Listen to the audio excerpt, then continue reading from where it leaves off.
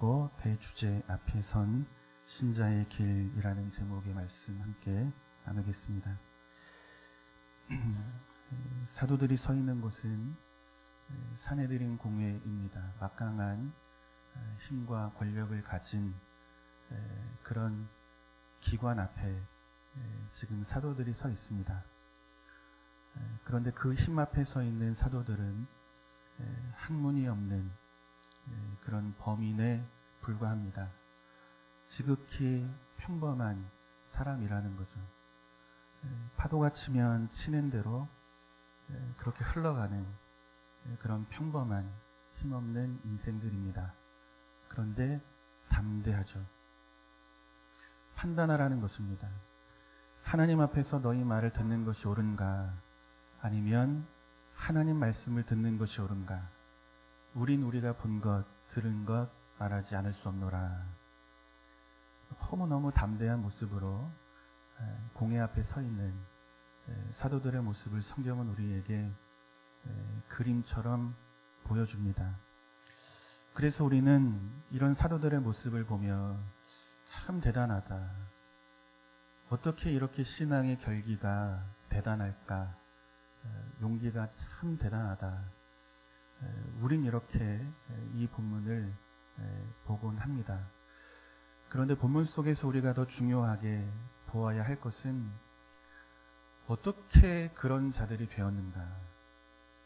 학문 없는 평범한 범인에 불과한 우리의 인생과 조금도 다르지 않은 큰 힘과 거센 세파 속에 흔들리고 휘둘릴 수밖에 없는 그런 연약한 인생들이 어찌 그 힘과 권세를 가진 공회 앞에 이토록 담대할 수 있는가? 무엇이 이들을 그렇게 바꾸어 놓았는가? 이 질문을 우리가 갖고 답을 얻는 것이 너무나 중요합니다. 우리가 앞서 읽은 본문 중에 우리 24절 한 절만 보도록 하겠습니다. 무엇이 이들을 바꾸어 놓았는지를 말씀으로 확인하는 거예요. 같이 읽습니다.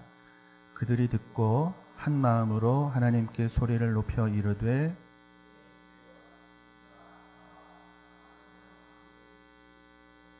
아멘. 하나님에 대한 이해가 달라지는 거예요. 하나님에 대한 이해가. 하나님을 믿고 교회를 다니는데 내가 믿는 하나님이 누구신가? 그분이 얼마나 대단하신 분인가? 하나님에 대한 이해가 달라지는 거예요. 이것은 우리의 삶의 가치관의 변화로 우리를 새로운 사람으로 만들어 놓는 거죠. 이전엔 생각지도 못했던 길을 걸어갈 수 있는 능력과 힘이 하나님을 하나님으로, 대주제 되시는 하나님으로 발견하는 순간 이들의 인생이 이토록 담대한 자들로 바뀌게 된 것을 성경은 보여주고 있는 거예요. 이들을 압도하는 힘을 주셔서 담대한 것이 아니고 이들 앞에 서 있는 사도들을 바꾸어 놓으시는 거죠. 하나님이 누구신지를 바르게 볼 수 있게 하심으로. 그래서 이들은 공회 앞에서도 담대하게 서 있는 것입니다. 우리가 잘 알지만 베드로는 참 연약한 사람이죠. 늘 말이 앞서는 사람이잖아요. 내가 주를 위해 목숨을 바치겠습니다. 모두가 주를 버려도 나는 결코 주를 버리지 않습니다. 한순간에 무너지죠. 너도 갈릴리 사람 예수와 함께 있던 자라. 대단한 사람이 이야기합니까? 베드로보다 힘있고 권세 있는 자가 말합니까? 여종이 말하는 거예요. 너도 갈릴리 사람 예수와 함께 있던 자가 아니냐? 이 여종의 말 한마디 앞에 베드로는 예수를 부인하죠. 저주하고 도망치는 길을 걸어가게 됩니다. 헤롯과 빌라도가 이방 사람들과 이스라엘 사람들과 결탁해서 하나님께서 기름 부어 세우신 거룩한 종 예수 그리스도를 거슬렸더라. 예수를 십자가에 못 박아 죽이는 것을 베드로가 보게 되는 거예요. 예수를 믿고 따랐지만 여종 앞에서도 이길 수 없는 자신의 연약함을 보고 자신이 믿는 예수가 당시의 권력을 가진 헤롯과 빌라도, 이들과 합세한 이방인들과 이스라엘 백성들을 통해서 십자가에서 죽어가는 것을 보고 깨닫게 되는 거죠. 아, 시대와 역사의 주인은 힘 있는 자의 손에 있구나. 힘 있는 자, 권력 있는 자들이 이 역사의 주인이구나. 베드로는 이것을 깨닫게 되는 거예요. 아무리 예수가 이 땅에 오셔서 새로운 도를 가르치고 새로운 도를 따르는 수많은 사람들이 예수님 곁에 있다 할지라도 더 큰 힘을 가지고 더 큰 권세를 가지고 예수가 가는 길을 가로막는 자들이 있을 때, 아, 예수도 어쩔 수 없구나. 끌려가면 끌려가는 대로, 십자가에 매달면 매달리는 대로, 그렇게 힘없이 죽음을 향해 갈 수밖에 없는 것이 예수구나. 아, 역사의 주인이 아니구나. 이 시대와 역사를 이끌어가는 사람은 힘 있는 사람, 권력 있는 사람, 권세 있는 사람이구나. 예수도 어쩔 수 없구나. 이걸 깨닫는 거죠. 떠나는 거예요. 이제 고기나 잡으러 가리라. 다시 고기 잡으러 떠나왔던 곳으로 돌아가죠. 성경은 베드로와 함께 모든 제자들이 함께 떠났다고 말씀하고 있습니다. 여러분, 이들이 가지고 있는 하나님에 대한 이해는 무엇입니까? 이들이 바라보는 세상의 역사, 그 역사를 움직여가는 주인은 누구입니까? 하나님이 아니죠. 세상에 힘을 가진 자들이죠. 그 힘 앞에 아무런 힘도 쓰지 못하고 죽어가는 자기의 선생 예수를 보며 이들은 시대와 역사의 주인이 하나님이 아니라 힘 있는 자의 손에 있다는 것을 보게 되는 거예요. 떠나가는 것입니다. 그런데 이들이 바뀌는 거예요. 세상과 시대와 역사를 바라보는 이들의 이해가 달라지게 되는 거예요. 인생의 가치관이 바뀌게 되는 거예요. 역사를 바라보는 시각이 달라지는 거예요. 무엇을 경험하죠? 세상이 죽인 예수를 하나님이 다시 살리시는 것을 보게 되는 거예요. 고기를 잡으러 갔던 자리에서 부활하신 예수 그리스도를 만나게 되는 거죠. 세상은 가진 힘으로 예수를 죽입니다.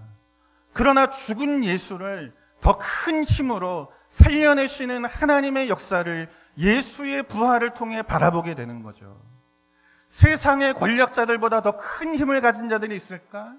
예수도 죽어가는데, 그래서 낙심하고 떠났던 자리에서 이들은 누구를 만나요? 예수를 죽였으나 그 죽인 예수를 다시 살리신 하나님의 놀라우신 부활의 능력을 바라보게 되는 거죠. 인생이 달라지는 거예요. 내가 믿는 하나님이 누구신가 새롭게 이해되는 거예요. 삶의 가치관이 달라지는 거예요.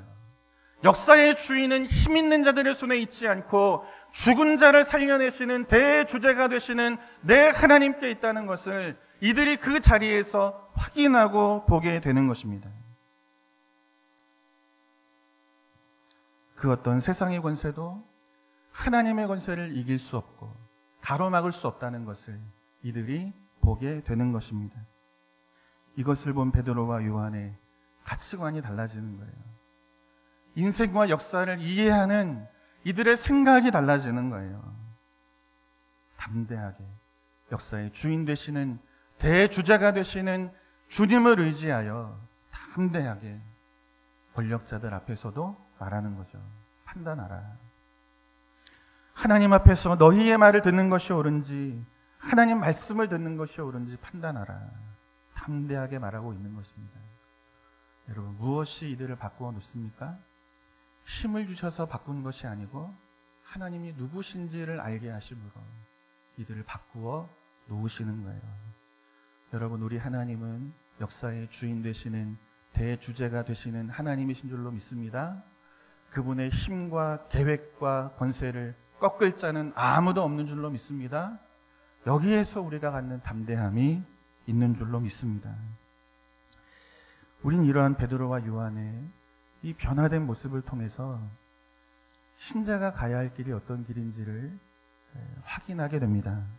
여러분, 신자가 가는 길은 역사의 주인 되시는 하나님만을 두려워하고 하나님만을 경외하는 길이어야 하는 줄로 믿습니다. 우리가 가는 길은 하나님만을 두려워하고 하나님만을 경외하는 길이 되어야 할 줄로 믿습니다. 그 무엇도 하나님과 우리 사이에 끼어들 수가 없다는 거예요. 그 어떤 힘도 권세도 하나님으로부터 우리를 멀어지게 하는 그 힘도 권세도 우리 가운데 끼어들 수 없다는 것을 말씀하고 있는 것입니다. 오직 하나님과 우리만 있는 거예요. 이것이 신자의 길입니다. 주님이 신자의 길을 이렇게 설명하세요. 누가복음 14장 25절과 26절입니다. 두 가지 살필 건데 첫 번째 25절과 26절 같이 한번 보겠습니다. 같이 읽어요. 수많은 무리가 함께 갈새 예수께서 돌이키사 이르시되 물은 내게 오는 자가 자기 부모와 처자와 형제와 자매와 더욱이 자기 목숨까지 미워하지 아니하면 아멘. 미워하라 이렇게 말씀하세요. 미워하라. 여러분 우리가 가는 길은 미워하는 길이라 이렇게 말씀하고 있습니다. 부모와 처자와 형제와 자매를 미워하라. 심지어 목숨까지도 미워하라. 이것이 신자가 가는 길이라. 이렇게 말씀하고 있습니다. 이 말씀은 이 미세오라는 헬라어입니다. 미워한다는 말이. 우리는 이 말씀을 어떻게 이해해 왔느냐면 우선순위의 문제로 이해하며 왔어요. 부모도 사랑하고 형제도 사랑하고 이웃도 사랑하고 그런데 누구를 더 사랑하라는 거예요? 하나님도 사랑하라. 이렇게 이 말씀을 우리는 이해해 왔습니다. 그런데 미세오라는 이 단어가 갖는 정확한 의미는 하나님과 우리 사이에 그 무엇도 끼지 못하게 하라. 이것이 미워하다라는 말씀이 가지고 있는 의미입니다. 다시 말해 하나님과 우리 사이를 멀게 하는 것이 있다면 그것이 무엇이든 미워할 것을 말씀하고 있는 거예요. 미워하는 것으로 가는 길이 신자의 길인 것을 말씀하고 있는 것입니다. 지금 우리가 새벽에 우리 환우들하고 또 우리 수험생 자녀들을 위해서 기도하고 있어요. 어떤 분이 그런 말씀을 하세요. 새벽에 이제 기도하려고 나오려고 하는데 꼭 자기 차 앞에 이중으로 차를 주차해 놓는 차가 있대요. 그래서 이제 못 나오신다고. 기도하면 돼요. 그죠? 아멘. 기도하면 지혜를 주시죠. 네, 잠들기 전에 야, 차 빼놔라. 그죠? 하나님을 향해서 가는 길, 그 길을 가로막는 것이 있으면 미워하라는 거예요. 여러분 기도하셔야 되는 거예요. 내가 하나님을 향하여 나아가기를 원합니다. 하나님과 내 사이가 정말 가까워지기를 원합니다. 이것이 신자의 길인데 하나님 이 길을 가는데 걸리는 것이 있습니다. 하나님 지혜 주시죠. 그리고 해결해 주시죠. 미워하라, 미세오라는 말이 그런 의미를 가지고 있는 거예요. 보다 정확하게 우리가 말씀을 통해서 한번 확인해 볼게요. 출애굽기 32장 25절에서 29절의 말씀입니다. 한 절씩 읽겠습니다. 모세가 본즉 백성이 방자하니 이는 아론이 그들을 방자하게 하여 원수에게 조롱거리가 되게 하였습니다.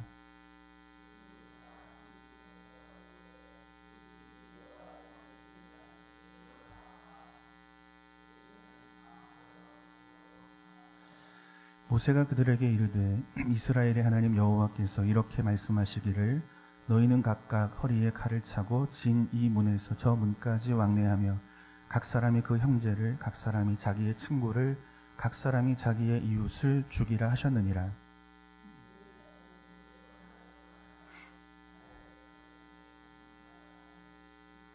같이 봅니다. 모세가 이르되 각 사람이 자기의 아들과 자기의 형제를 쳤으니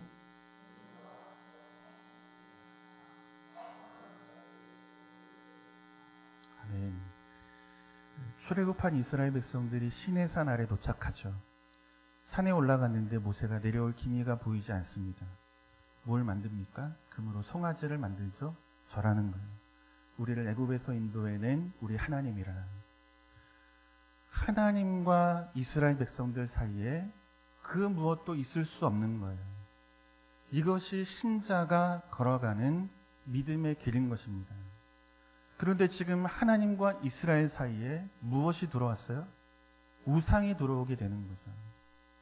우상을 섬긴 자들을 진 이편에서 저편으로 왕래하며 다 죽이라고 말씀하고 있는 거예요. 여러분 가만히 한번 보십시오. 어제까지 서로 사랑하던 사람들 아닙니까? 내 이웃, 내 친구, 내 형제. 어제까지 서로 의지하며 인생의 고민을 나누며 광야와 같은 척박한 길을 어떻게 걸어갈까 함께 기대서 걸어가던 사람들 아닙니까? 그런데 죽이라 말씀하시는 거죠. 그리고 그 일을 행한 레위 사람들을 가리켜 하나님 앞에 헌신했다. 이렇게 말씀하고 계시는 것입니다.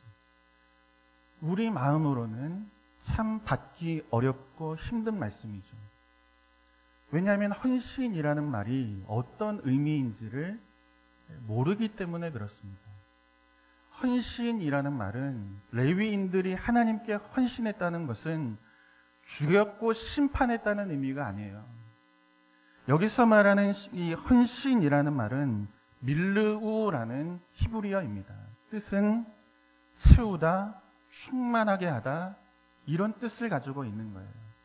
지금 하나님과 이스라엘 사이에 무엇이 끼어들어와 충만해졌어요? 우상이 끼어들어와 충만해진 거죠. 하나님과 이스라엘 사이에 그 무엇도 없이 오직 하나님과 동행하며 살아가야 할 이스라엘 백성들 사이에 금으로 된 송아지가 끼어들어오는 거예요. 하나님이라고 고백하고 있는 거예요. 그 앞에 절하는 거예요. 그런데 레위 사람들을 통하여 헌신하게 하시는 거죠. 무슨 이야기입니까? 우상을 빼내라는 거죠. 그리고 그 빈 자리에 무엇을 채우라는 것입니까? 하나님으로 충만하게 채우라는 거예요. 하나님과 이스라엘 백성 사이에 그 무엇이 끼어들어올 수 없도록, 그 어떤 우상도 끼어들어올 수 없도록, 그 무엇이 하나님과 하나님의 백성 사이를 가로막지 못하도록 하나님으로 충만하게 채우라. 이것이 헌신이라는 말씀이 가지고 있는 의미입니다. 사랑하는 성도 여러분, 무엇이 하나님을 향해 가는 우리의 신앙의 길을 가로막고 있습니까? 무엇이 아무런 값없이 우리에게 당신의 모든 것을 십자가를 통해 내어주셨는데 그 십자가 앞으로 가는 우리의 걸음을 가로막고 있습니까? 주의 말씀을 쫓아 살아야 하는 것이 신자의 본분인데 왜 우리가 주의 말씀에 붙들려 오늘 우리의 인생을 살아가지 못하고 있습니까? 무엇이 우리를 가로막습니까? 무엇이 주의 말씀 앞에 항복하지 못하게 우리를 가로막고 있습니까? 우리의 자존심입니까? 세상을 향한 욕망입니까? 명예입니까? 무엇이 하나님 앞으로 나아가고자 하는, 온전하게 하나님과 이 연합하여 살고자 하는 우리가 걸어가는 이 신앙의 길을 가로막고 있습니까? 다 뽑아내라는 거예요. 헌신하라는 거예요. 빈 자리를 하나님으로 충만하게 채우라는 거예요. 십자가로 채워내라고 말씀하고 계시는 것입니다. 사랑하는 성도 여러분, 우리가 가는 길, 이 십자가의 길은 하나님과 우리 사이에 그 무엇도 끼어들 수가 없는 거예요.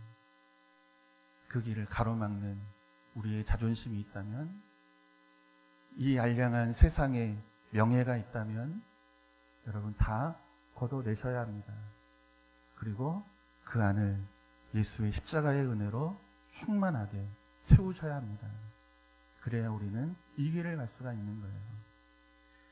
여러분, 베드로는 자신의 생명을 위협하고 있는 이 사내들인 공예의 권세 앞에 항복하지 않습니다. 미워하죠. 그 큰 힘과 권세가 하나님과 베드로 사이를 끼어들어오는 거예요. 예수의 이름으로 더 이상 말하지 마라. 예수와 상관없는 인생으로 살라. 그렇게 위협하고 있잖아요. 하나님과 베드로 사이에, 사도들 사이에, 예수 믿는 자들 사이에 위협하는 권세가 끼어들어오는 거예요. 항복하지 않는 거죠. 미워하는 거예요. 하나님 앞에서 너희 말이 듣는 것이 옳은가? 하나님 말씀을 듣는 것이 옳은가? 판단하라. 그 무엇도 끼어들지 못하도록 그렇게 담대하게 베드로와 요한은 은혜를 아는 자로서의 신자의 길을 걷고 있는 모습을 성경은 우리에게 보여주고 있는 것입니다. 사랑하는 성도 여러분, 하나님과 우리 사이에 그 무엇도 끼어들지 못하도록, 그래서 하나님과의 영적인 친밀함 속에서 십자가의 길을 걸어가는 저와 여러분 되기를 주님의 이름으로 축원합니다. 이게 신자가 가는 길이라 주님이 가르쳐주고 계시는 거예요. 두 번째, 주님은 신자의 길을 십자가의 길로 설명합니다. 27절입니다. 누가복음 14장 같이 읽어요. 누구든지 자기 십자가를 지고 나를 따르지 않는 자도 능히. 아멘. 여러분 잘 따라가고 계십니까? 십자가를 짊어지고. 어렵죠? 십자가를 짊어지는 것이 어려운 이유는 십자가를 짊어져야지, 죽기를 각오하고 내가 내 몫의 십자가를 져야지, 이렇게 해서 질 수 있는 것이 십자가가 아니기 때문에 그렇습니다. 각오하고 결심해도 베드로는 여종 앞에 그 결단과 의지가 꺾이는 거예요. 목숨을 걸잖아요. 모두가 다 주를 버려도 나는 안 버립니다. 그런데 여종의 말 한마디 앞에 가는 길을 돌아서는 거예요. 저주하죠. 예수를 부인하죠. 그리고 떠나온 곳으로 돌아가죠. 고기 잡는 인생으로 다시 돌아가게 되는 것입니다. 결심으로 우리는 십자가를 짊어질 수가 없는 거예요. 그럼 십자가의 길은 무엇으로 짊어집니까? 여러분, 십자가의 길은 죽음을 각오하는 길이 아니고 죽는 길인 줄로 믿습니다. 죽는 길이기 때문에 못 가는 거예요. 죽는 길이기 때문에 어려운 거예요. 산헤드린 공회는 베드로와 요한을 풀어주었어요.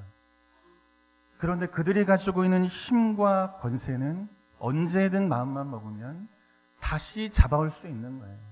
예수도 죽였잖아요. 십자가에서.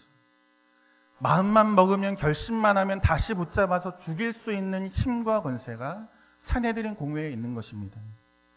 따라서 이들 앞에서 우리는 우리가 본 것을, 들은 것을 말하지 않을 수 없노라 담대하게 고백하는 이들의 신앙의 고백 속에는 죽는 길을 고백하고 있는 거예요. 나를 죽이라는 말입니다. 내가 기꺼이 죽겠다는 이야기입니다.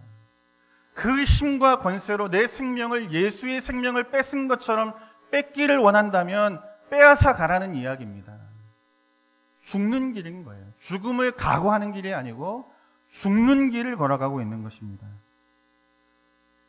무엇이 이들로 하여금 죽는 길, 십자가의 길을 가게 했는가? 말씀한 것을 보겠습니다. 로마서 6장 3절에서 9절 말씀이에요.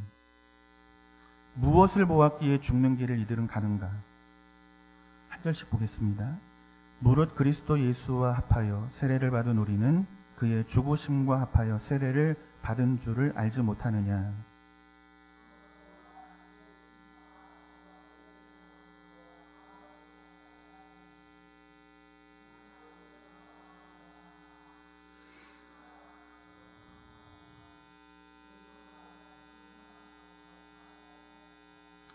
만일 우리가 그의 죽으심과 같은 모양으로 연합한 자가 되었으면 또한 그의 부활과 같은 모양으로 연합한 자도 되리라.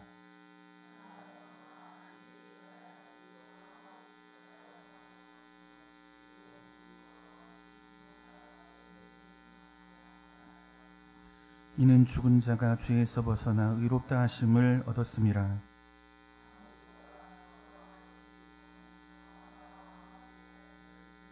같이 봅니다.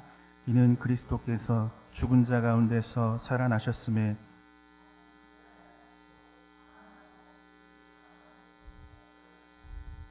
아멘. 여러분 아멘입니까? 죽는 것으로 안 끝난다는 거예요. 죽는 것으로. 죽여라. 그러나 죽는 것으로 내 인생이 끝나지 않는다는 거예요. 보았다는 거죠. 너희는 너희의 힘으로 예수를 죽였지만 하나님은 너희가 죽인 예수를 다시 살리셨다는 거예요. 부활하신 예수를 보았다는 거예요. 예수의 이름으로 한 인생의 운명이 바뀌는 것을 보죠. 나면서부터 안진뱅이라는 것은 그의 운명에 정해져 있다는 이야기입니다. 일어설 수 없는 인생으로 그는 태어나 있는 인생이라는 거죠. 그런데 그 인생과 운명이 예수의 이름으로 바뀌는 것을 베드로와 요한이 보게 되는 거예요. 일어나서 걷고 뛰고 성전을 향해 들어가잖아요. 베드로와 요한이 담대하게 설 수 있는 것은, 죽음의 길, 십자가의 길 앞에서도 담대하게 설 수 있는 것은 죽음이 죽음으로 끝나지 않는다는 것을 보았기 때문입니다. 알았기 때문인 거예요. 새로운 생명, 부활의 생명으로 이어지며, 내 죽음은, 십자가에서의 죽음은 하나님 나라 천국으로 연결되어지며 부활의 영광으로 연결되어진다는 것을 이들이 예수의 부활을 통하여, 안진뱅이가 일어선 것을 통하여 보게 된 거죠. 바뀌는 거예요. 전에는 내 목숨 때문에 예수를 부인하고 저주하던 길을 가던 자들이 예수의 부활을 보고, 안진뱅이가 예수의 이름으로 일어선 것을 보고 바뀌는 거예요. 이제는 내 생명을 걸고 예수를 증언하는 자로 담대하게 공회 앞에 서 있는 것입니다. 사랑하는 성도 여러분, 우리가 주를 위해 한 것은 아무것도 없습니다. 죄밖에 없잖아요. 허물밖에 없고. 올 들어 참회의 기도를 예배 앞에 이렇게 계속 하는데 매주마다 참회의 기도할 때 끊이지 않죠? 그게 우리의 인생인 거예요. 하나님 앞에 보여드릴 것은 허물밖에 없어요. 욕심을 따라 사는 내 죄밖에 없어요. 주는 십자가에서 모든 것을 다 내어주셨는데 나는 주의 몸된 교회를 위해서, 하나님 영광을 위해서 드릴 수 있는 것이 아무것도 없는 인생으로 살아가는 거죠. 그러니 참회할 기도의 제목밖에 없죠. 그런데 그런 우리 인생 위에 주님은 당신의 모든 것을 십자가에 다 심으십니다. 다 심으세요. 생명을 다 심으십니다. 우리를 위해 물과 피를 다 쏟으십니다. 드린 것이 아무것도 없는 인생입니다. 여러분, 이 은혜를 알 때 그때 우리는 죽는 길, 십자가의 길을 걸어갈 수 있는 줄로 믿습니다. 부활과 이어진 길, 하나님 나라와 이어진 길, 영원한 생명을 향한 길이 십자가의 길과 이어져 있습니다. 이 놀라우신 은혜를 늘 기억하며 신자된 우리의 삶, 십자가의 길로 응답하는 저와 여러분 될 수 있기를 주님의 이름으로 축원합니다. 말씀 한 곳을 읽고 정리합니다. 누가복음 14장 34절, 35절입니다. 같이 읽습니다. 소금이 좋은 것이나 소금도 만일 그 맛을 잃으면 무엇으로 짜게 하리요? 땅에도 거름에도 쓸데없어 내버리느니라. 들을 귀 있는 자는 들을지어다 하시니라. 아멘.